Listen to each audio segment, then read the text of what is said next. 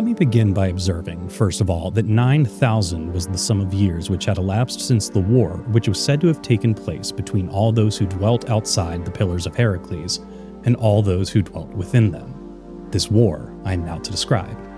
Of the combatants on the one side, the city of Athens was reported to have been the ruler and to have directed the contest. The combatants on the other side were led by the kings of the islands of Atlantis, which once had an extent greater than that of Libya and Asia.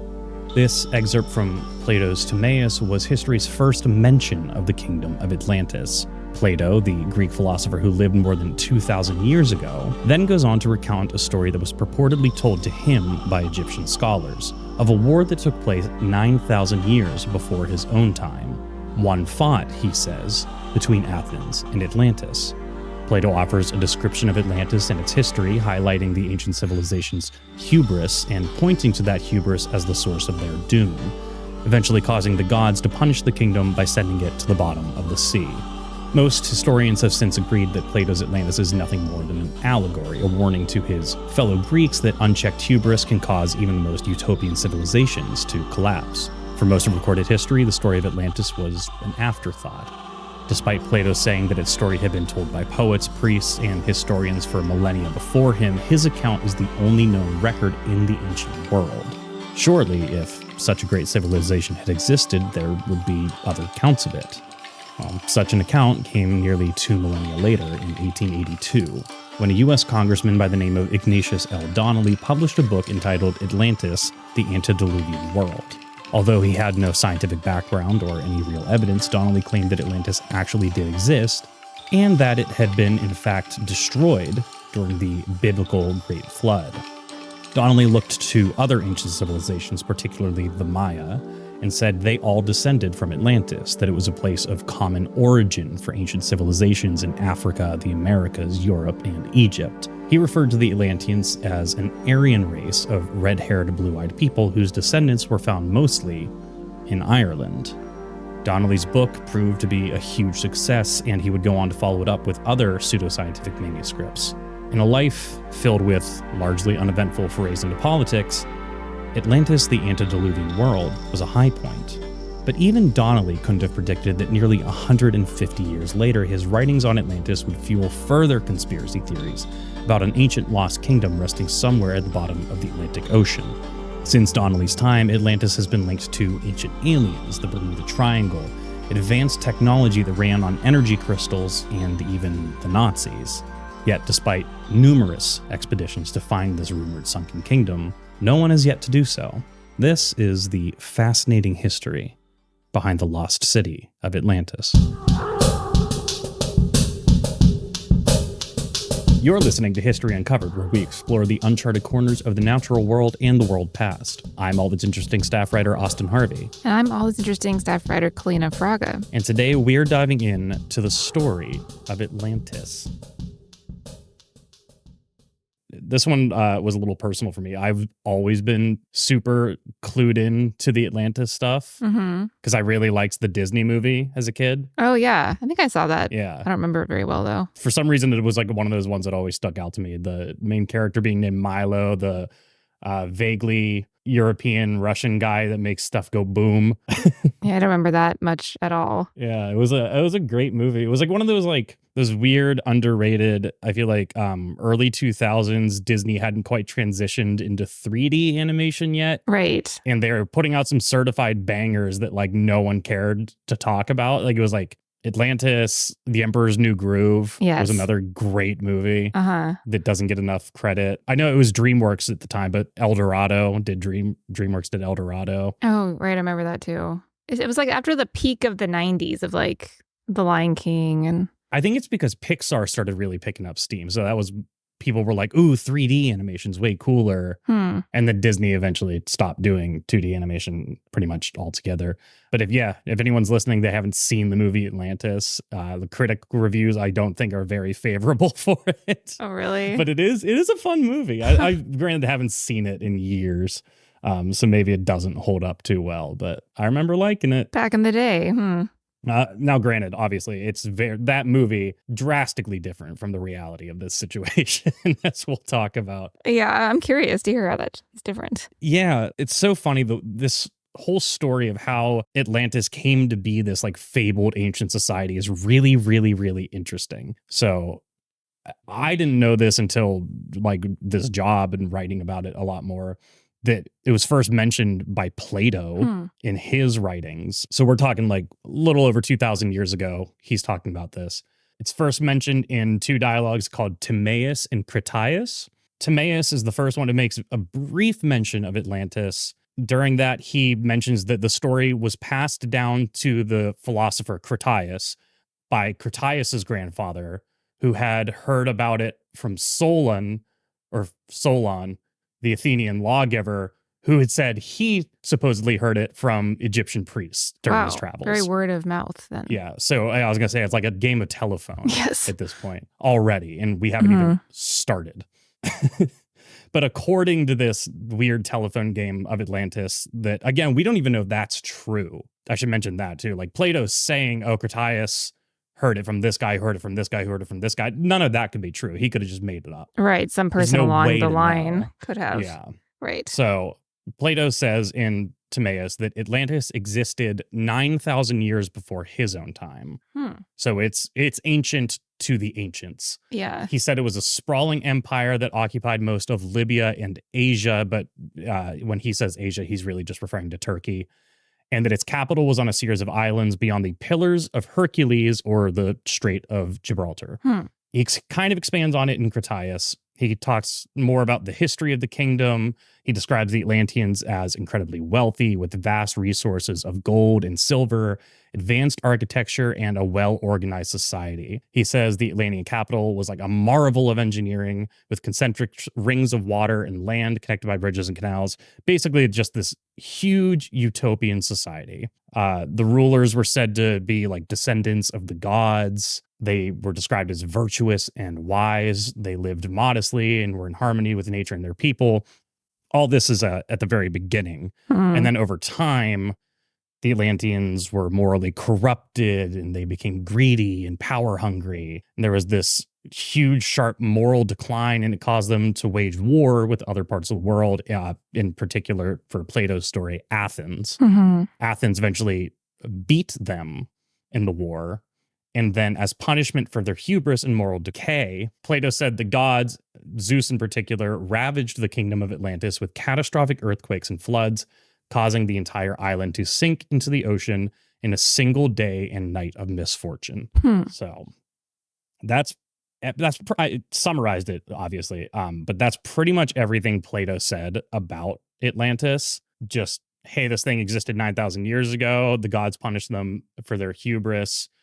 He never claims to have like evidence of it or anything like that. It was just a story he told, which most historians agree that he was likely speaking allegorically here, that he was using the story of Atlantis as a warning to his fellow Athenians about the like moral decay about moral decay and about like how the gods would punish even the most utopian of societies if they let themselves fall down this path. And it was a warning like, hey, we shouldn't repeat their mistakes. Other people have said like maybe he combined like some other historical events like the eruption of Thera or the destruction of the Minoan civilization as examples or like as inspiration for this story. Like he looked at that and he was like, oh, why would this earthquake have destroyed this place, or why would this volcanic eruption wipe out an entire society? Maybe it was because they were bad. Yeah, right. They made the gods angry. Reason to chaos and destruction. Right. It's kind of like what the same thing happened after the Great Kanto earthquake in Japan, where they were like, see, this is our punishment for letting all these Western ideas in. So it's a thing we see time and time again throughout history,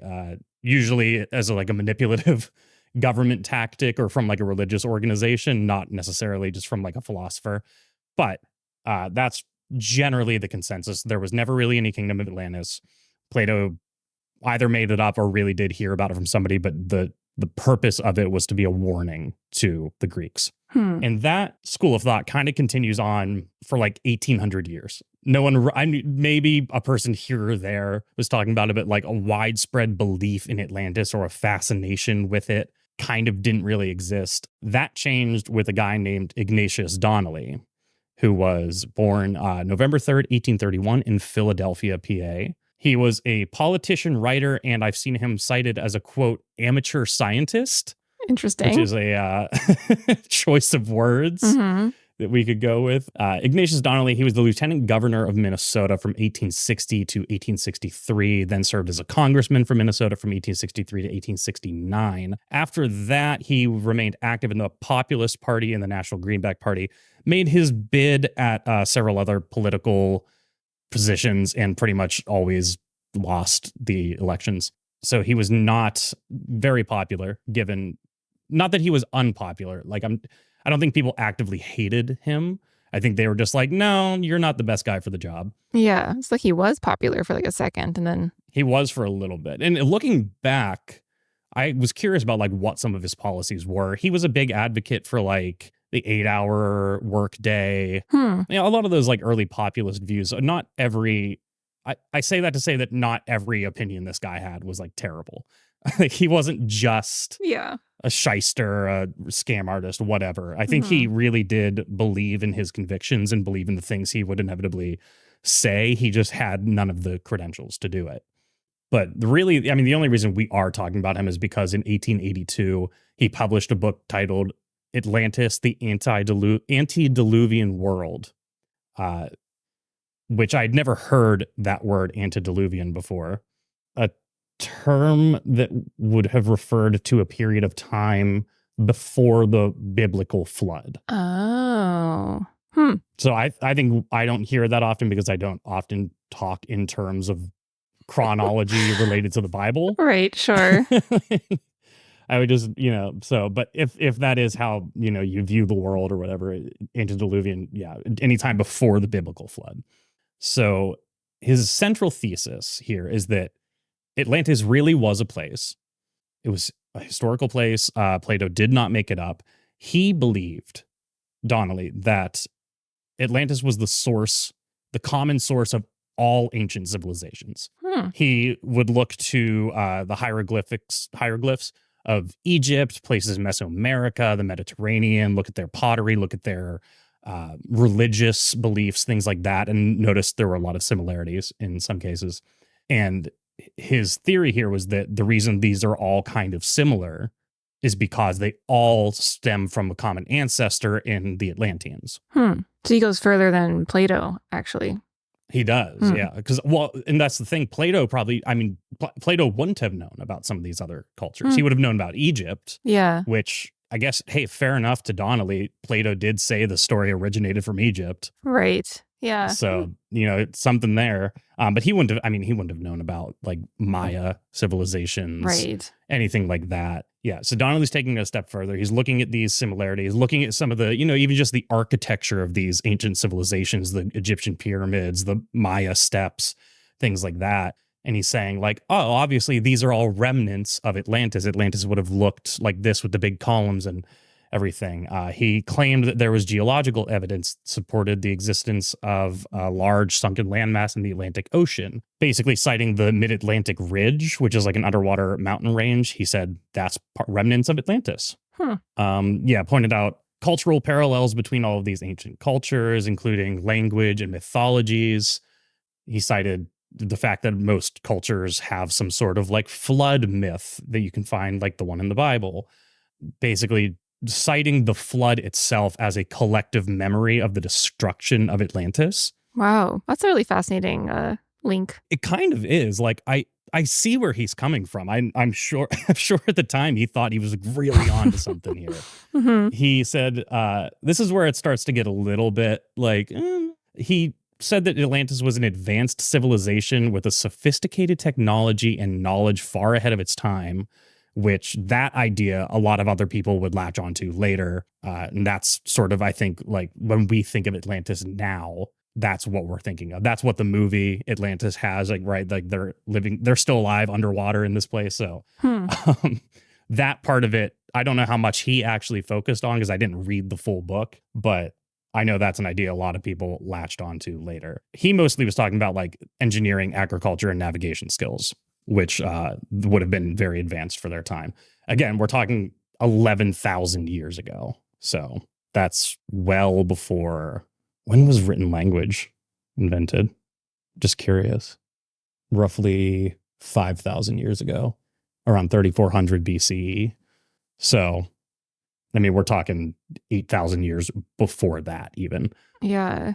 It's interesting. It kind of reminds me of this story of this Norwegian explorer named, I think his name is Thor Heyerdahl. And he had this theory that like ancient civilizations were able to travel by boat to like, that's how they met like much earlier than we thought. And that's why there's like parallels in certain things between cultures that were like developed way far apart. Yeah. And he's famous because he built a boat that he said would have been made with ancient technology. And he proved that you could have like sailed between these two like very distant points. So like people could have like shared this cultural knowledge. But no real proof that actually happened. Not like hard evidence, no. But his point was like it could have been possible. Which, we shouldn't rule it out. Yeah, which sort of sounds like this guy is saying like, oh, they all came from Atlantis, and that's why these parallels maybe exist.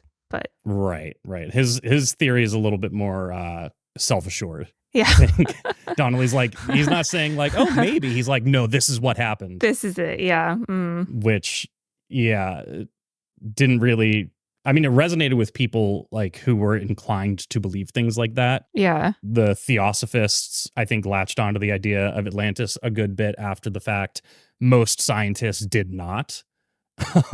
They looked at the book and they were like, dude, you don't have any real scientific evidence here. Right. He mentioned that geological studies said that there would be a giant landmass in the Atlantic, and they pretty much said that's not true. There's also a little bit of a cultural overreach there. Historians and archaeologists think that the similarities between ancient cultures can be explained by interdependent development and occasional contact. Rather than a shared common origin on Atlantis. So that's like what this Thor guy thought too. Exactly. I also think it's frankly a little bit reductive to be like, oh, the reason they're all similar is because they came from the same place. Yeah. You know what I mean? It's like, technically all humans came from the same place at one point, but we're all vastly different. So to be like, oh, the reason these guys both came up with pyramids is because they were from Atlantis. And it's like, I don't know, that they had their own culture, their own beliefs. Like, gods aren't a one-to-one thing between like Egypt and Mesoamerica and stuff like it. Right. Yeah.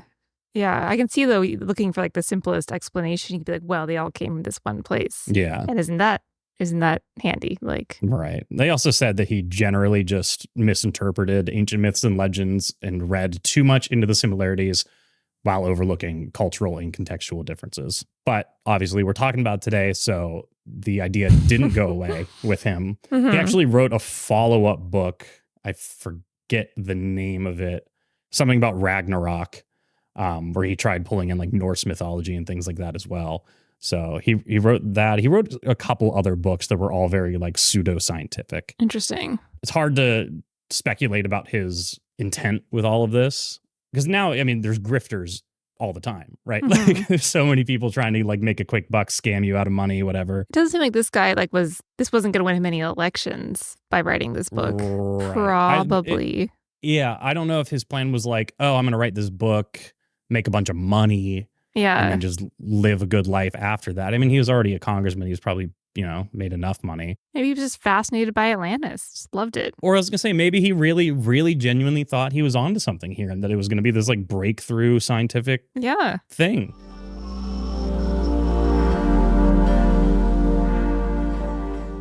In any case, other people latched onto the idea, and it didn't even take that long. So that was 1882 when he published that. The next like big book about Atlantis, not written by Ignatius Donnelly, was written by Lewis Spence. He was a Scottish journalist and occult scholar who wrote extensively about Atlantis. One of his most notable ones being 1924's The Problem of Atlantis. He just pretty much expanded on stuff Donnelly said, citing ancient myths, pointing out the connections between similarities between different ancient civilizations, connecting it all back to Atlantis. Another big person who latched onto this idea was Edgar Cayce. He was a self-professed clairvoyant. He was known as the Sleeping Prophet. and he would basically touch his hand to people's foreheads and then say he was having a vision of their past lives when they were Atlanteans. Oh, wow. So he was Twist. peddling this idea of reincarnation, but not just reincarnation, like, oh, at some point in the very distant past, we were all living on Atlantis, and now I can see glimpses of your life and what it was like there. Wow. Then Atlantis must have been like enormous if it's like every single person he ever meets has Right. a link to it. Right. Maybe just the white ones. Oh. There's a little bit of the word Aryan race comes up a few times when referring to Atlantis. Interesting. Which became really important to the Nazis. Oh, the Nazis are involved. There was a Nazi expedition to try and find Atlantis. No. Oh, wow. That's I think it's fairly well documented at this point that the Nazis were kind of into occult stuff. Oh, well, sure. And they wanted to tie themselves to like ancient Aryan heritage. So I don't remember who the first person actually mentioned this was. I think it might have been Ignatius Donnelly. It was, yeah. He claimed that the race of Atlanteans were the original Aryan race. They were blue-eyed and red-headed, and that most of their descendants could now be found in Ireland, which is very convenient for a man with the last name Donnelly. Yeah, true. So maybe not everyone Edgar Casey met, but a lot of people. But he was kind of like really pushing this idea of painting a real like picture of what Atlantis supposedly looked like, which, I mean, it just gets wackier and wackier. He said it was an advanced civilization with sophisticated technology, but he wasn't just talking about like architecture and stuff. He said that they used energy crystals to power their technology and that they have flying machines. Ooh. And then he predicted that the remnants of Atlantis would be discovered in the 20th century, particularly around the Bahamas. Isn't one of the theories about the Bermuda Triangle that it's like, are you going to get to that? Yeah, I have some stuff later on. The Bahamas thing's pretty notable though, because they did find, and we'll talk about it in a bit too, but to tee it up a bit, Bimini Road was found near the Bahamas, and it's widely considered by scientists to be a naturally formed structure, but it kind of looks like it could be an ancient roadway, and it has the nickname the Highway to Atlantis. Huh, interesting. And then people were like, well, Edgar Casey said this thing, so that's so wild to be the Bahamas. Like, how in the world did anyone in Egypt or ancient Greece like know about the Bahamas? Well, I mean, it was supposedly such a massive kingdom that it was an island nation, so we don't know how big this island supposedly was.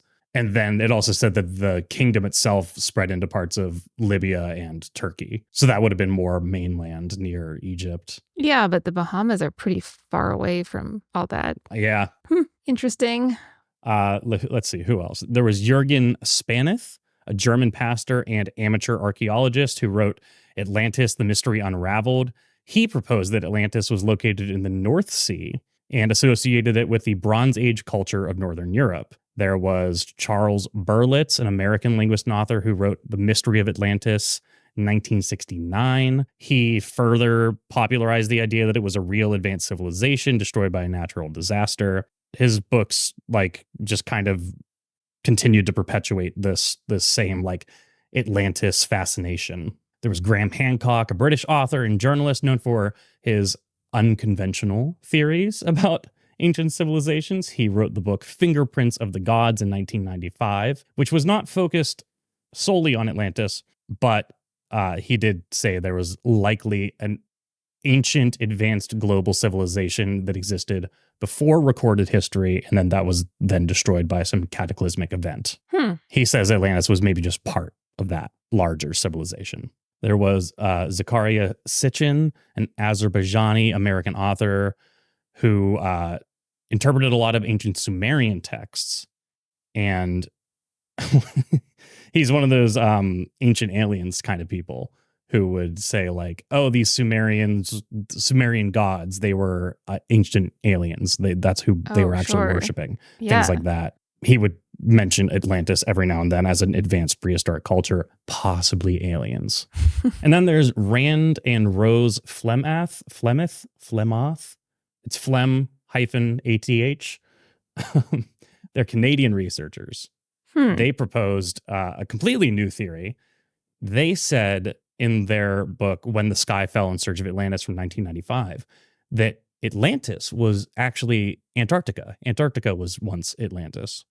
And then that because of the way the Earth's crust shifted over the years, it ended up under the ice of Antarctica. Wow. Do they have like evidence, or they were just like, this is an idea? Let's throw that out there. It's just an idea. I mean, I'm sure they cited tectonic plate shifting over the years, things like that in the book that, I don't think they just proposed the idea and they were like, there it is. Take it or leave it. They did write a whole book about it. Yeah. I'm assuming with, again, some historical evidence of how the world has changed. But yeah, basically they're saying if we want to find Atlantis, we got to start looking under Antarctica. Just crack through the ice. Let's do it. We haven't tried it yet. So I'll say that much. We haven't tried it yet. So you kind of brought up the main crux of the issue here, though. Is there any evidence that would support this theory? Part of the problem is most of the evidence people cite is Plato's dialogues, which is, I don't know, maybe not scientific evidence. Plato said it. Plato said it. Plato heard it from someone who heard it from someone else, who heard it from someone else, who heard it from someone else. Right. And then he shared it, and then somebody else would have written down Plato's words. Right. So I don't know if that really holds up in court. But they're also, again, these are things that like people like Ignatius Donnelly point out, the other authors who were involved in all of this. A lot of cultures have myths and legends about great floods and lost civilizations. There's Noah's Ark. There's the Sumerian Epic of Gilgamesh. There's a lot of Native American flood legends. And some people think that might be connected to the narrative of Atlantis, that like we watched this great civilization be destroyed by a flood, and that has stuck with us throughout the years. There's also the volcanic eruption of Thera in modern-day Santorini. It was around 1600 BCE. It was one of the most significant natural disasters in history. Pretty much destroyed Minoan civilization on the island of Crete and might have inspired the story of Atlantis. The Minoans were fairly advanced for their time. They were destroyed by a natural disaster, but they didn't have energy crystals and flying cars that we know of. That we know about. And then, there was Bimini Road, which was found in the 1960s near the Bahamas. It's an underwater formation of large flat stones, which some people think might have been a man-made structure, maybe the remnants of Atlantis. Most geologists think it's natural. Mm-hmm. There are obviously a bunch of other submerged cities. You and I have both written stuff about submerged cities. Oh, yeah. There's Pavlopetri in Greece, Dwarka in India. People are finding new sunken cities, not all the time, but like it happens. Yeah. All that really shows is that it happens, though. It doesn't really support any evidence that Atlantis was real. Mm-hmm. Again, some people have pointed to the Mid-Atlantic Ridge, but there's really no archaeological evidence to suggest that was anything other than a giant ridge, the Antarctica theory. And then, of course, like the big kicker is we have modern technology. We have sonar and satellite imaging technology that have let us actually scan the ocean floor. And none of them have ever found Atlantis, which, if it was that big, probably would have found something by now. Well, the ocean's pretty big, too. I mean, the ocean is big. And like, fair enough. Yeah, hey, things shifted. I don't know. What did the Earth look like 11,000 years ago? How different was it? I don't know. I don't think that. I feel like, I was going to say, I don't feel like it was that different. Like, we know like 200 million years ago, it looked pretty different. Mm-hmm. But I don't think 11,000 years ago, it would have been that drastically. But like, I think about like even, we talked about for History Happy Hour a couple weeks or months ago about the company that thought they found Amelia Earhart's plane. And it's like finding a needle in a haystack, like finding something in the ocean so big. Yeah. But the city is bigger, but I was gonna say, granted, Amelia Earhart's plane significantly small, and like we talk about Atlantis like Atlantis, the lost city. I think the Disney movie is called The Lost Empire. I mean, like it was supposedly massive. Yeah, it wouldn't just be like trying to find Cleveland in the ocean. Like, I mean, Lake Erie rises enough, then maybe that would happen. Yeah, but like presumably this would have been like I mean, a continent. Right. It was a series of islands or whatever, but Well, I did an article on the Bermuda Triangle, and one of the theories of like what causes that is the crystals from Atlantis. I'm pretty sure is like a theory. Yeah.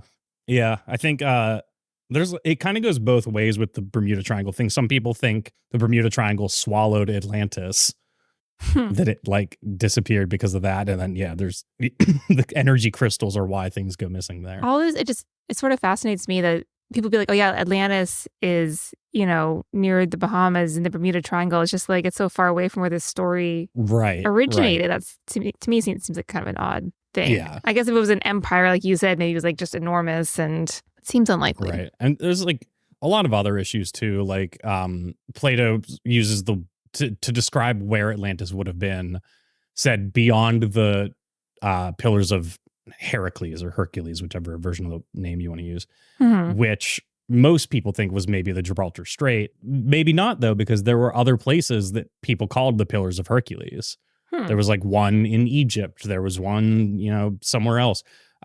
Multiple locations that could have been. So to say it was beyond the pillars of Hercules is like me saying outside of Pennsylvania. Yeah, I see. It's like that could be anywhere. It's too big. It's not necessarily, Yeah, it's interesting. I mean, I think the moral part of the story is also interesting, that like if you're, an evil city or whatever, you're going to be punished somehow. It's just an ancient idea, Right. And I think that's, probably the most likely explanation is just he was like, hey, we don't want to be power hungry. We don't want to be greedy. We don't want to be, let me tell you all. And like people listened to Plato. They liked what he had to say most of the time. So it was like, he's sitting there pontificating about like, oh, what are we going to do? These wars are so bad. Let me tell you all about this ancient land. Yeah. And here's what happened to them when they did this. So we should not do it. It kind of reminds me of how now people are like, oh, the United States, it's like ancient Rome, and it's going down the same path as like ancient Rome, and it's going to be destroyed. It's like people use these like things from the past to like reflect upon their own time. The interesting thing about the Plato story is it's unclear if he thought this was a true story or what was exactly going on. Yeah, if he heard it from somebody else or if he made it up himself. Also, just like, it's just so funny to put such a kind of like finite or like definitive date to it where he was like 9,000 years ago. Why not? You don't know what was happening 9,000 years ago, Plato. What are you talking about? It makes it sound more like believable, I think, if he's like, I know the date. It's just funny 2,000 something years later, the context of like, wow, 2,000 years ago was a long time. 11,000 years ago was a long time. Yeah. For this society to have supposedly existed. Right. I do think like one of the coolest jobs in the world would probably be an underwater archaeologist, because we do report on stuff they find underwater every now and then, and it's pretty, those images are always like so cool. I did a news article this week about some Roman part of a villa that was found on the coast of Italy. We've written about other submerged cities and statues and ships and whatever, like just the coolest pictures of these scuba divers basically, but they're archaeologists going down to check things out. I just think it's awesome. Yeah, it is. The ocean's scary, but it's also very cool. It is. I think that's part of the allure of this story is like, it's like, oh, it's so interesting that, I don't know, there'd be like a human civilization trapped in amber beneath the water. Yeah. Yeah. When I was a kid, I really just thought it was a real place. I thought it was like known that it was like, oh yeah, it sank. That's crazy. And then I grew up and I was like, oh no. I mean, it also draws a lot of comparisons to the lost continent of Lemuria, where people said like lemurs come from or whatever. Oh, I don't know about that. It was like a lot of expeditions in South America of people looking for Lemuria. There was also the lost continent of Mu, was another one of those purported lost civilizations. Familiar. They're all the same. Like when you look at the theories and like the people who talked about them, it's all the same thing. It's like whatever you want to call it, the lost continent of Mu, the lost continent of Atlantis. They're all kind of saying the same thing. Like, oh, this is where we originated. This is why all these ancient cultures are the same. In fact, Augustus Le Plongeon, the worst last name, I can never pronounce it. Plongeon, Plongeon. He was British. He was a historian, archaeologist. I don't know if he was accredited or not. He's listed on Wikipedia as his genre being pseudoscience. Oh, burnt. But he was one of those people who went out and was looking for the lost continent of Mu. He connected it with Atlantis for the first time. He was like, oh, maybe Atlantis was actually Mu. And he inspired Ignatius Donnelly, who would then go on to write his. So, interesting. Yeah. In fact, here's an excerpt from Atlantis, the Antediluvian World, which connects Mu and Atlantis. Ignatius Donnelly wrote, "In our journey westward across the Atlantic, we shall pass in sight of that spot where once existed the pride and life of the ocean, the land of Mu, which at the epoch that we have been considering had not yet been visited by the wrath of humans, that lord of volcanic fires whose fury it afterward fell a victim. The description of that land given to Solon by Sanchez, priest at Sais, its destruction by earthquakes and submergence recorded by Plato in his Timaeus, have been told and retold so many times that it is useless to encumber these pages with repetition of it." I think it's really funny that he's like, I don't want to encumber these pages with repeated that. And it's like, you said in 100 words what could have been said in like 4. Yeah. Old-timey writing is just like trying to fill up space. I love it. So yeah, Mu had also been identified as Lemuria before. Like they're all literally the same thing. Doesn't matter what the name is. Lemuria was included in Theosophy when Helena Blavatsky was like creating this Theosophist mindset. She connected it to Lemuria and to Mu and to these ancient races of like demi-humans that we all like. It's all just in this same pseudoscience occult bubble, and everyone's kind of like throwing their little piece together. Yeah. You know, it almost functions like those wiki pages, like the fandom wiki. Like if you look up like anything from any TV show and you go to like the Riverdale wiki page and anybody can contribute to it. But it's like that, but it's like if that was like community driven, like anybody can make anything up and it all is canon and it's all a part of this Atlantis Lemuria myth. Yeah. Yeah. Easter Island comes up a lot in there as well. Yeah, I mean, it ties into Egyptian religion. Like, the more I try and bring up, the more it's like, oh my God, it's like, it's so overwhelming. Like, if you want to actually look into it. Do you think that there's like a grain of truth in at least the original story? I don't know. I feel like at this point we'd have something. Yeah. Like even just a fragment of a temple or a statue head or something like that we could definitively be like, oh, that's weird. Yeah. I don't know. I'm thinking about this one story we did, I guess it was last year, about this town in Germany that was like on an island. And in the 14th century, it was destroyed by like a storm. And as the centuries passed, it kind of became a myth. And then last year, they found what they think was actual evidence that it existed. And in the myth, it was like, oh, the people had done something horrible. They'd insulted a priest or something. And so it was destroyed. And then they actually found these like, these wooden remains of a building or something. So I could see how Atlantis could be like you mentioned, some civilization that was destroyed or a couple possible examples. Yeah, I could see Minoan one. The Minoan. Yeah, like that kind of snowballing to something like bigger, but at its basis being like. The thing is, we talk about the Minoan civilization separate from Atlantis as well. Like we know that it was there and there are relics of it and things like that. So even if it was the case where it was like, oh, the story was inspired by the collapse of the Minoan civilization, it's like, right. But we know that one's real. Yeah. I think too about like, let's say that this is true and Plato is getting his information from Egypt. We know that Egypt, at least, in the last couple 1,000 years, has had these like horrible earthquakes and things, and a lot of their coastal, like, I'm thinking of Alexandria specifically, but have just sort of like sunk into the sea and are just, the coastline is totally different than it was, in like Cleopatra's time. Right. So yeah, I could see like something like that happening in Egypt and that story getting spread and. Sure. Not the Bahamas, but Egypt, maybe. Yeah, right. To play devil's advocate too, the Library of Alexandria burned. Yeah. And that had a lot of really ancient knowledge in it. So I don't know, maybe somewhere in there, which I don't know if anyone else has brought this up, can he like Donnelly or any of these guys, but I don't know, maybe there was something there, right? That was an Atlantean relic or Maybe. writing about it or whatever. There's no way of knowing. I mean, just to follow that like idea, maybe a little fantastically, but like right now we talked about, in Pompeii, they're trying to like read all these ancient scrolls that were burned. Mhm. And so many of these scrolls were lost, but these scrolls, because they were, basically destroyed, they're like chunks of charcoal.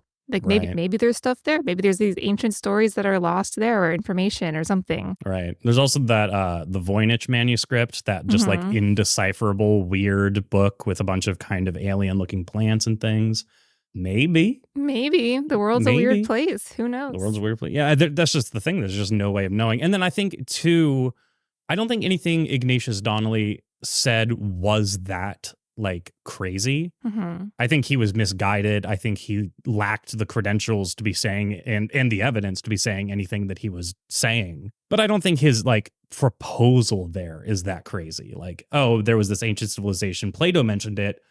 It might be real because there are all these similarities between these ancient cultures. Yeah. Okay, I can buy into it. But then the water got so muddy after by all these other people who came forward with their own little iteration on this. Right. And so now it's kind of talked about in the same realm as like a lot of conspiracy theories. It doesn't help that like the Aryan race comes up a lot there because that like naturally draws in like the Nazi stuff. Right. Like a lot of conspiracy theories are really anti-Semitic. So you have people who are really into conspiracy theories also believing in Atlantis. Naturally, those ideas cross over. So now like it's kind of hard to almost have like a reasonable scientific discussion about the possibility of Atlantis because it's almost like you're saying like, well, what if like ancient aliens built the pyramids? They sound equally as ridiculous, but one of them is actually a little bit feasible. Mm-hmm. And it's hard because the water has been muddied. Plato wasn't apparently the first one to tell this story. So you could say the water's been muddied like since For all these other sources thousands of before him. years. Yeah. Right. Yeah. And additionally, which maybe I should have touched on this a little bit earlier. Plato is the only person who was talking about it. Mm-hmm. There's no other written historical record of anyone else, not even like other philosophers, Yeah. making mention of this story. I don't think Solon ever like wrote anything about it. Even Plato's like followers they didn't then go, wait, was that real? Yeah. So if we're literally just citing one guy 2,000 something years ago as like the originator of this story. And now he said he heard it from other people, but they never wrote anything down about Right. it or made any real indication that they had actually spoken about it. Yeah.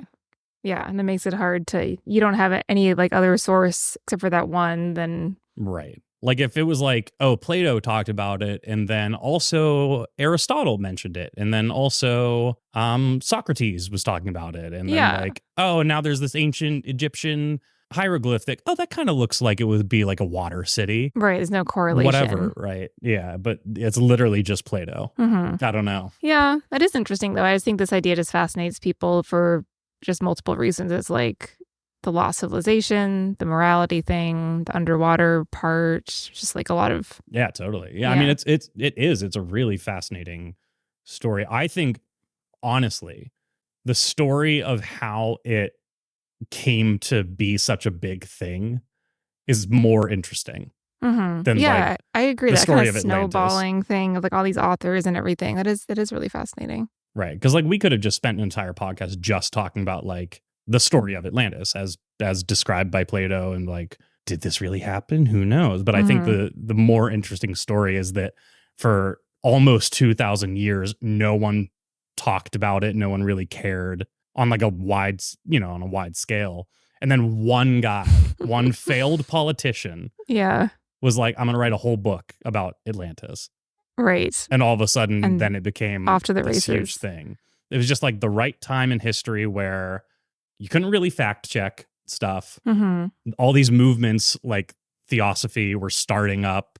People were still a lot more like spiritual, less secular than they are today. And then, you get enough traction that way, and then other people start writing about it. And then Edgar Cayce starts having visions about it. And it becomes this larger than life thing. Right. Yeah. It encompasses a lot of different things. That is really interesting. And then the Disney does a movie about it. Full circle.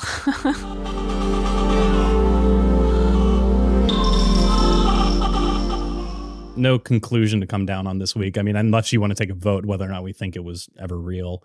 Yeah. But I think or if we've it made will our... ever be found. Yeah. But it's interesting. It is fascinating. Not a lot of the time can you really track down such a clear trajectory for like a certain paranormal or conspiracy theory like that. Right. Like I know, well, so the next podcast we're doing, the theories about the moon landing being faked. Mm-hmm. We can kind of talk more about the nature of conspiracy theories then. Yeah. But it is really interesting to see such a trajectory, such a like line of how this thing spread. And the fact that it dates back to ancient Greece is really cool. Because most other conspiracy theories date to like the 1920s to 40s. And most of them are really anti-Semitic. So yeah, and this one has such staying power too. I mean, Disney has this show in the 90s, and I think even today, Atlantis is still a pretty fascinating subject for a lot of people. Just as a there is an Atlantis resort in the Bahamas now, of course. So technically, if you want to find Atlantis in the Bahamas, it is there. There is one for sure, but it is not what you're expecting it to be. But yeah, you're right. It does have like really strong staying power. I want to see what the most popular conspiracy theories are, and I want to see if Atlantis is included. Should we go with Teen Vogue or Live Science for the source of this? I'm going to vote Live Science, I think, although I'm kind of curious what Teen Vogue would say. Well, the first one's something about Beyonce being part of the Illuminati from Teen Vogue.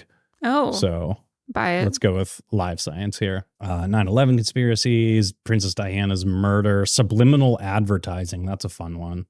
The moon landing hoax, Paul McCartney's death, JFK assassination, Roswell, the satanic panic, chemtrails, COVID and 5G. They have birds aren't real listed, but that is not an actual conspiracy theory. I guess Atlantis isn't really a conspiracy theory, though, either. Right. Like it just kind of gets lumped in there. Yeah. Comes up a lot with alien stuff. People think like Atlantis was where aliens came down. It gets lumped in a lot with like occult stuff and the Nazis because they were looking into it.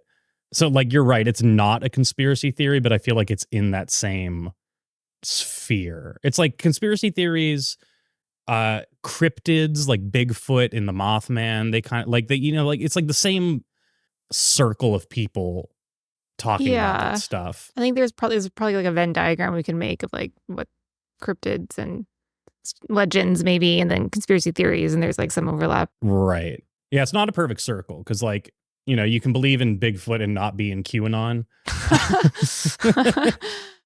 But if you're in QAnon, there's a good chance you believe in Bigfoot. Yeah, true. There's definitely some overlap there, and Atlantis comes into play there a lot, and like hating Jewish people comes in there a lot. And, like, I'm like laughing about that because it's just so ridiculous, not because I think it's funny to, hate on Jewish people. It's just like, it's, because I do another podcast with my friends on occasion where the focus is conspiracy theories.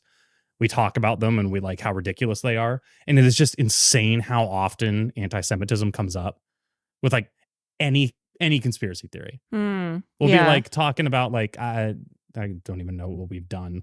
Like ancient aliens. Like I think I've mentioned it before. There was this old weird HTML website called Truthism, and it talked about how aliens live at the center of the earth and they look like reptile people and they control the world.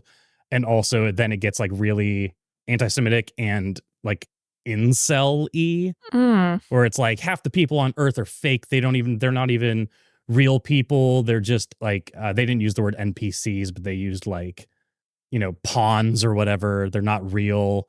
And I was like, that's a really dangerous line of thinking if you think that half the Earth's population isn't real people. Right. Like it starts to get a little dangerous, especially when you're talking about like how women are just here to seduce us and we need to wake up because we're in the Matrix. It's like, oh, yeah, this is the kind of stuff that like inspires school shootings and things like that.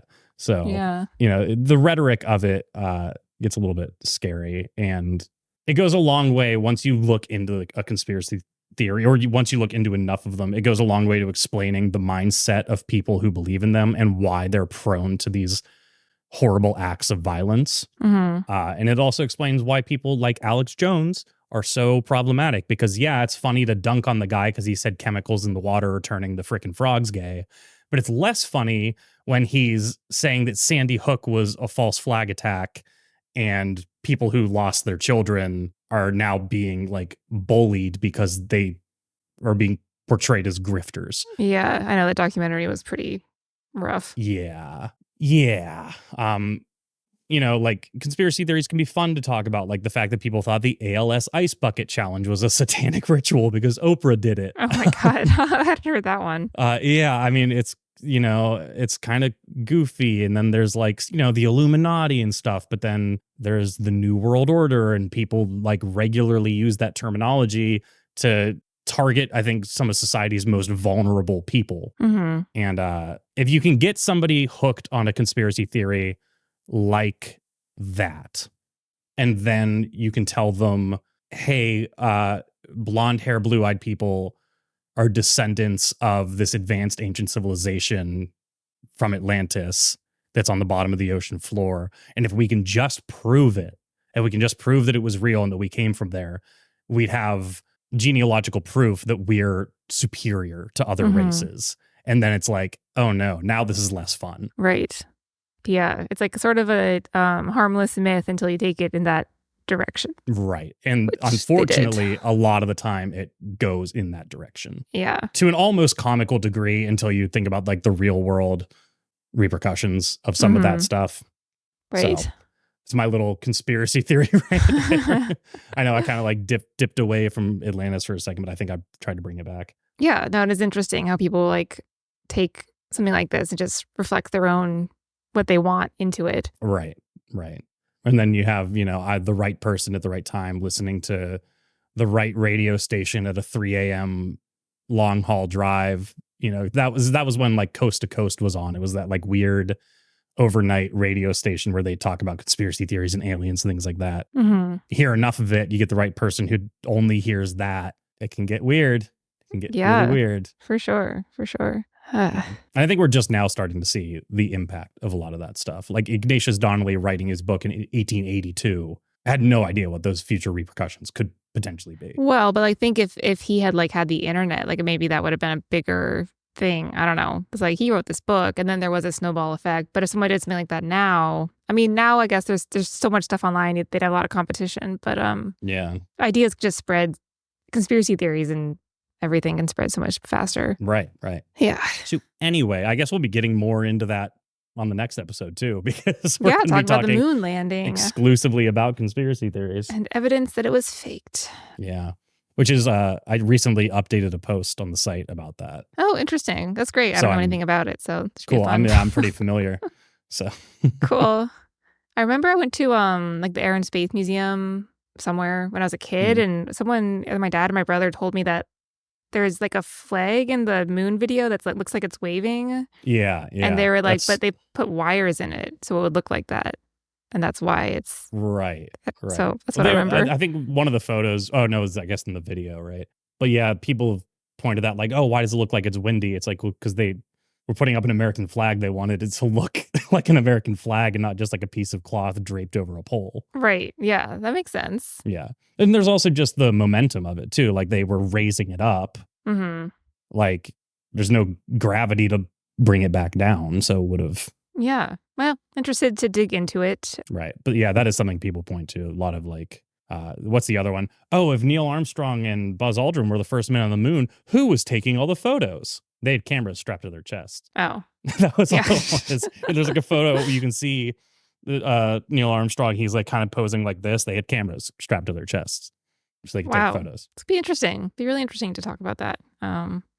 What a weird thing that we did, go to the moon. It's kind of crazy that they were able to do that in the 60s. Just to do it. Just to do it before Russia. Well, yeah. I wish I could do a better JFK impression, but he had that whole thing about like, going to the moon before the end of the decade. Oh, yeah. Yeah. Yeah. JFK, he had like a little bit of a higher pitched voice. He just had a weird kind of, not like an kind accent exactly. Yeah, it's nasally and like just this Boston accent, I guess. But yeah, interesting guy. I think on the day of the moon landing or like right after was when Ted Kennedy drove that car into Chappaquiddick and killed that woman. I think that was around the same time. But that probably won't come up during the podcast. Because he was distracted. He's like looking up. He's like, "We did it, boys! It's the moon." Yes. Wow. But that's next. The moon landing in a few weeks. Yeah. And if anybody wants to, get a little primer for that episode, we do have something up on the site, allthat'sinteresting.com, about the moon landing being faked. Theories about that. Spoiler alert: it wasn't. But but if you're curious about the theories, you can go read that on the site. I've also personally written like 4 different things about Atlantis. So if you want a little bit more context for any of the things we talked about today, there's definitely some stuff I left out, like other proposed locations, other people who have theorized that it was real, etc. Mm-hmm. So, go ahead, head on over to allthat'sinteresting.com. You can check out that and plenty more. You can also support us by becoming a member there at allthat'sinteresting.com/membership for just $5 a month. You get no ads on the website, which is great because 1, ads be annoying. 2, Google's rolling out their Manifest V3, I don't know what you want to call it, like web codec or whatever, that's going to make ad blockers effectively useless sometime in the near future. So if you have an ad blocker and you use Google Chrome, it's probably not going to work anymore. Oh, interesting. Very interesting. So what better reason to just support, maybe we're not your favorite content creators, but, you're listening. We are. So, yeah. Of course. And then I guess, I don't know if anyway, you can also join our newsletter by going to allthat'sinteresting.com/sign up. If you want to get in touch with with us, you can do that too. You can leave us a voicemail at 929-526-3029, or you can email us at podcast@allthat'sinteresting.com. Yeah. Tell us your Atlantis theories. Yeah. Do you believe in it? Or tell us about your experience at Atlantis in the Bahamas. Yes. If you've gone to the hotel there. We just got an email about female serial killers, which we all talked about in Slack, and I think that'd be a really great podcast one of these days. There's so many interesting ones. Yeah, for sure. Yeah. You don't hear about female serial killers as much. I know, but I'm always kind of, I feel like there's so much stuff about male serial killers and they all sort of have the same motivation, and like female ones, they have different reasons. Like they're often the same motivations too, but they're just different. Different than the men who do it, who are like, they had a bad childhood. They hate their mom, it's sex, it's power, whatever. Yeah. Like women are like, I don't know, it's like revenge, or it's they want money, or I don't know. It's just interesting. Yeah, I get what you're saying. Mm-hmm. Right, yeah. Any male serial killer, it's like the same beats. It's like, oh, did his dad hit him? Got it. Oh, did, his mom and him not get along? Right, of course. Yeah. Was he bullied in school? Got it. A lot of women are pretty normal. I mean, some of the women are like really horrible and like they killed lots of like babies. Often there's like these nurses or because they were trying to get the insurance money or whatever. Right. Or just have this like hero complex. Yeah. But I think often there's a lot of just like women. I mean, the one I like I can't remember her name, but she was like a pig farmer in Minnesota, I think, and she just would lure men to her farm. Yeah. I know that. I think I wrote an article about her. Yeah, we definitely have an article about her. I forget her name right now, but yeah, just interesting. It's very conniving. Anyway, that was an email we got that we were all like, oh, that's kind of a cool idea. Yeah, see? Exactly. You send an email in and then this happens. We read them, yeah. Now we read it and then we do it.